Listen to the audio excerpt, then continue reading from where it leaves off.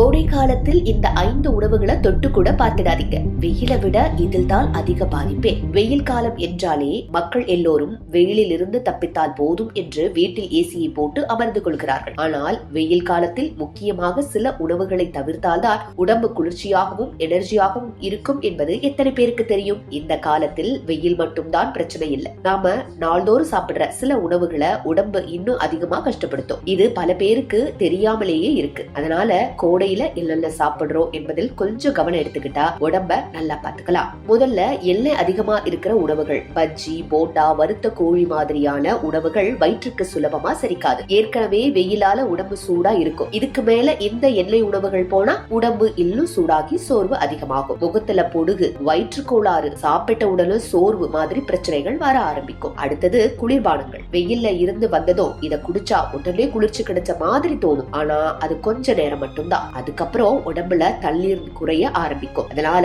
தாகம் இன்னும் கூடும், உடம்பு பலவீனமா இருக்கும். சில பேருக்கு தலை கூட சுத்தும். மூணாவது பாக்கெட் உணவுகள், சிப்ஸ், பிஸ்கட் மாதிரி. இவ சாப்பிட சுலபம், ருசியா இருக்கும். ஆனா இதுல உப்பு அதிகமா இருக்கும். அந்த உப்பு தான் உடம்புல இருந்து தண்ணீரை குறைக்கும். அதனால வாய் உலர்ந்து போவது போல இருக்கும், தலைவலி வரும், உடம்பு சோர்வா இருக்கும். நான்காவது காரம் அதிகமா இருக்கிற உணவுகள். கோடை காலத்துல காரம் அதிகமா சாப்பிட்டா உடம்பின் சூடு இன்னும் அதிகரிக்கும். அதனால வியர்வை அதிகமா வரும், வயிற்றில் எரிச்சல், சிரமம் மாதிரி பிரச்சனைகள் வரும். சிலருக்கு சாப்பிட்ட உடனே அமைதியா இருக்க முடியாத சூழ்நிலை கூட வரும். ஐந்தாவது இனிப்பு மற்றும் பேக்கரி உணவுகள். கேக், இனிப்புகள் மாதிரி இவை சாப்பிட்ட உடனே சக்தி வாய்ந்த மாதிரி தோணும். ஆனா அது நீண்ட நேரம் இருக்காது. கொஞ்ச நேரத்திலேயே மீண்டும் சோர்வு வரும். அதே நேரத்துல தாகமும் அதிகமா இருக்கும். இந்த மாதிரி உணவுகளை முழுக்க நிறுத்தணும் அப்படி இல்ல.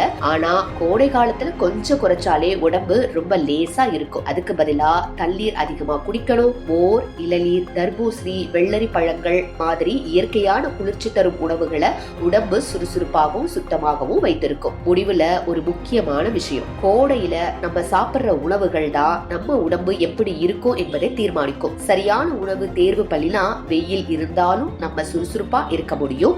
சின்ன மாற்றம் பண்ணினாலே பெரிய வித்தியாசம் தெரியும். இந்த பழக்கங்களை பின்பற்றினா கோடை காலத்துல சுலபமா கடக்கலாம்.